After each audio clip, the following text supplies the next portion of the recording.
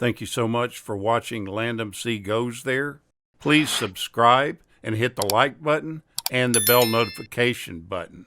The Defiant Ones is a 1958 adventure drama film that stars Tony Curtis and Sidney Poitier. The movie was adapted by Harold Jacob Smith from a story by Nedrick Young. It was produced and directed by Stanley Kramer. The film was highly regarded at the time of its release, and it won Academy Awards for cinematography and original screenplay, and it was nominated for 7 others.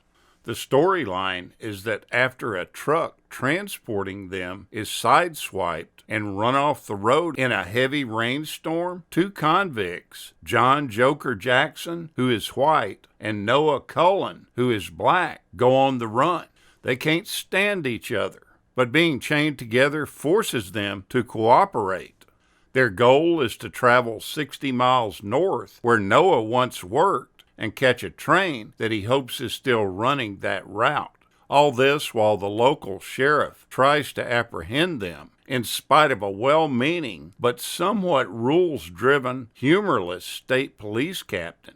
Joker and Noah develop a very odd friendship and a degree of loyalty that would not be expected given their circumstances. Robert Mitchum turned down the role of Joker because he had at one time served on a chain gang when he was 14 years old, and he said that it was unbelievable that the premise that a black and a white man would be chained together. He said it just wouldn't happen in the very strictly segregated South. Over the years, this reason was corrupted to the point to where many people believed that Mitchum turned down the role because he didn't want to be chained to a black man. This is a complete falsehood. It had nothing to do with it. Mitchum was just stating that the reality of this wouldn't have been true. And the film actually used a technical advisor that was on board for the entire filming, but he was uncredited in the end. The reason for this was that he was a real-life chain gang escapee who was still a wanted man. Co-writers Nedrick Young and Harold Jacob Smith were cast as the prison truck drivers, with the writing credits below their faces. Because Young was a blacklisted writer at the time, he was listed under a pseudonym. All this because producer Stanley Kramer really wanted to identify them truthfully. The soundtrack to the movie is entirely diegetic, which means that the source of every sound is visible or occurs on the screen. Even the search party is accompanied by a character playing rock and roll from his transistor radio. Despite the mutual admiration and camaraderie among most of the cast and crew, the film wasn't really necessarily a breeze to shoot.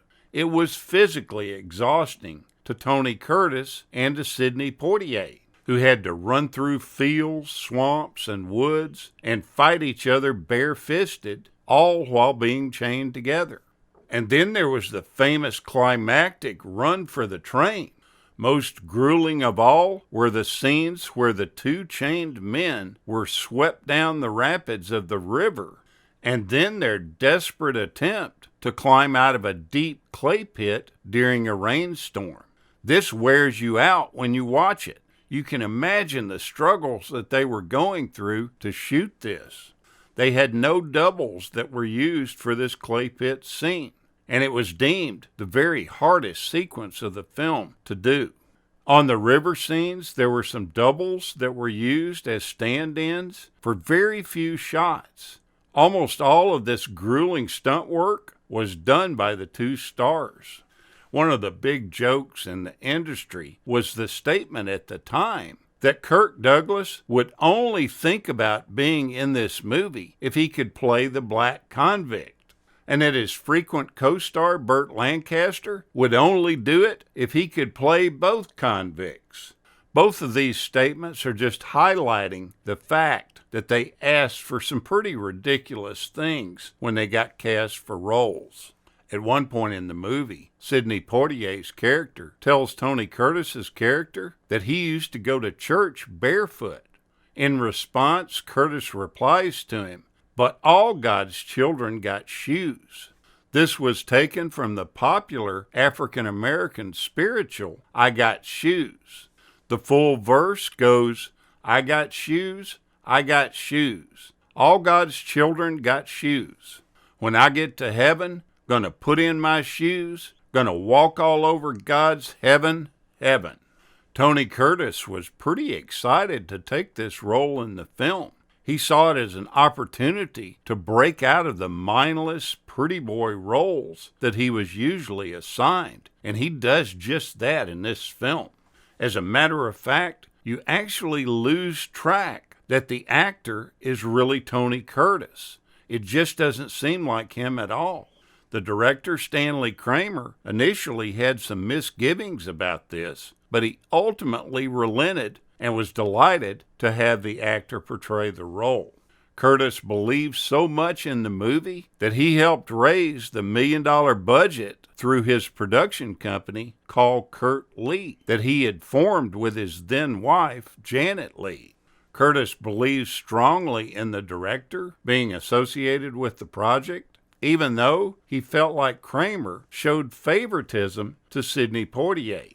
Because of the racial climate at the time, he went out of his way to be more agreeable to Sidney. He never treated Curtis with the same reverence that he gave Sidney. Tony Curtis wasn't mad about it. He said that's just the way it was at the time. And he felt like Sidney was a heck of a talent, no matter what color he was. It's been said that Elvis Presley wanted the role of Joker Jackson, hoping to star with Sammy Davis Jr. in it. But Colonel Tom Parker changed his mind and told him not to do this film. There's one famous scene that kind of sticks out, and it's while they're resting in the grass. Noah begins to smoke a cigarette. A moment later, he offers it to Joker, who proceeds to pinch the end off before placing it in his mouth. Noah then slaps the cigarette out of his mouth in a fury and asks him, "What's the matter? You afraid you're going to catch my color?" In the early scenes with the posse, some ragged hills and very low mountains can be seen in the background. Many people know that the Los Angeles area became the nucleus for filmmaking because of its continuous sunshine and fair weather, as well as its diverse landscape. Another factor that's less known is its abundance of hills and low mountains, which serve as convenient barriers to block out urban areas, and depending on focus and camera angles, could also appear as distant mountain ranges with no effort or expense needed by the filmmakers to relocate to an area that had the real thing. Both of the leads in the film had tremendous praise for the supporting cast. Tony Curtis was particularly excited to be appearing with Carl Alfalfa Switzer, who had been a child star as Alfalfa in the Our Gang, The Little Rascal comedies, one that Curtis watched as a child. Curtis said he loved listening to Switzer talk about being a kid actor in early Hollywood, and you see him pretty prominently in this film. He's one of the posse that has the transistor radio. It's also very important to note that this was his final screen appearance before his untimely death in a shooting in L.A. This is a very well-done movie. The cinematography is fantastic, and the acting is off the charts. Take a look at this mesmerizing film. I think you'll thoroughly enjoy it. Thank you so much for watching, and we'll continue to chase the classics.